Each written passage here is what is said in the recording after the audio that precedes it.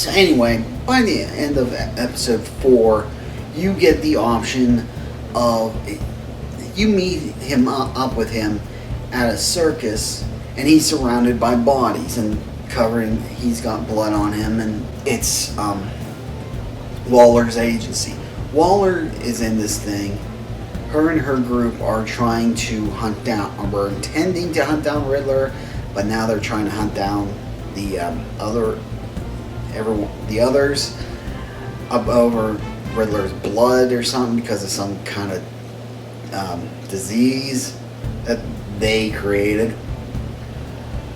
So Waller, and of course Waller has the idea of has a very forceful way of doing things, you know. Like her people are really gung-ho. So, knowing this, knowing that many of her underlings are shoot first, ask questions never, there's a scene in the fair where Joker's has these bodies littered all over him, and he's trying to tell Bruce, I did that. I had to do this. This was self-defense. These people were going to kill me. Now, if you believe, here's where it goes. This is where you decide what happens in episode 5. You can go. Now, if you tell him you don't believe him, well, then he runs off, tells you basically to F off, and goes full Joker. In episode 5, he will use the gas to kill many people in Gotham. Basically, your typical Joker fanfare. He ultimately kidnaps Bruce, Selina, Lucius's daughter, and Alfred, and tortures them with a bunch of stuff. So, yeah, it's all in the effort to basically make Bruce pay for rejecting him. Here's the other way, and the way I prefer to go. Now, you believe him, because it's not hard to disbelieve that Lawler's people were attacking him, and maybe in the heat of the moment, he killed one while they were running away. So he gives up Harley to the agency, but the agency immediately turns on him. So, yeah. Going into chapter 5. This is what I like about this, because so he brings together a bunch of guys he knows and forms a gang, vigilante gang, and he's going around calling himself Joker, because in his words, because he's so damn funny. So this is where it is, where it's like he's really trying to understand.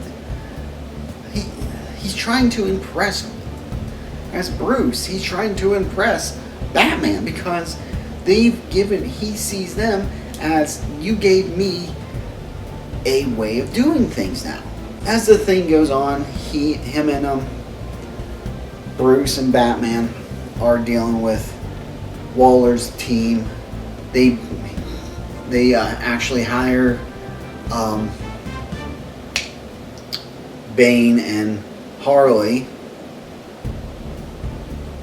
Basically, they become the Suicide Squad, and depending on how you do things with Selina, she might get captured and be joining them, or she might not. Like I said, depending on how. Actually,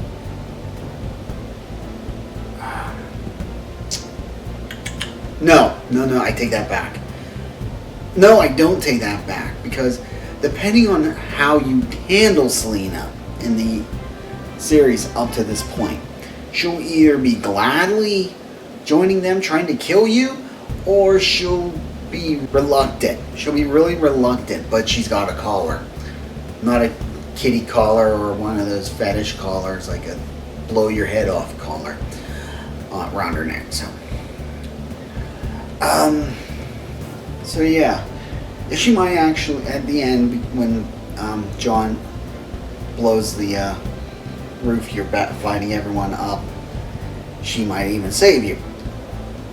But when you trace him to Acme Chemicals,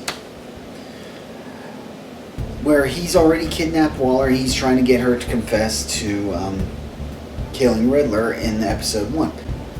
Joker, this is where it's kind of, you really see John, like, his mind isn't developed enough, I want to say. I don't know how better to put it, because it's the same thing with, he comes with the same problem as I have with Alfred, where he's looking at this, he sees Batman beating these people up, so he thinks violence is okay. But Batman then goes and, no, you can't be too violent. So it's like, okay, which is it? Violent, don't be violent. Trust the system. The system doesn't work. But he's like, the system doesn't work. He sees the system doesn't work. He even says she won't learn. She won't get off. She's going to just get off of this. Again, this is all before Lucius's daughter comes out. But so he gets all crazy. He's about to kill Waller. Batman stops him. Lucius's daughter comes out, and that even sets him off even more, because he's like, you're trying to save these people? These people will kill us, people like us, as soon as look at us, and you're freaking trying to save them. So anyway, in the end, there's the Batman Joker brawl. Joker ends up killing a couple people in the agency who actually believe this. They don't actually try to come in firing at him, guns blazing and all. They just try to walk up and arrest him, and he just kills them off. But at the end, after him and Batman have their big brawl, he's just tired. This isn't... Now, if this was any other Joker, he'd be laughing his head off because Joker. But he's not laughing. He's tired. He's really upset because in his mind, he now sees he fucked up. He sees this, and he's really mad. He's sad because he feels he blew his chance with Batman. Which means he blew his chance with Bruce, and it's just a better moment, because this scene right here at the end where he's sitting there, and he's just having this conversation with Bruce. They're both tired. They're both exhausted. And he just comes out and asks, have you ever thought of me as, I know you used me, I should hate you for it, but have you ever honestly thought of me as a friend? I'm going to guess you can tell which one I chose, because I like the guy. Because this is a Joker who, based on how they always write Batman, why Batman never kills the fucking Joker. This is the Joker that is salvageable. This is the Joker that you think Batman can save. This is a Joker who doesn't want to just be like this. He admits he's got issues, and but he wants help.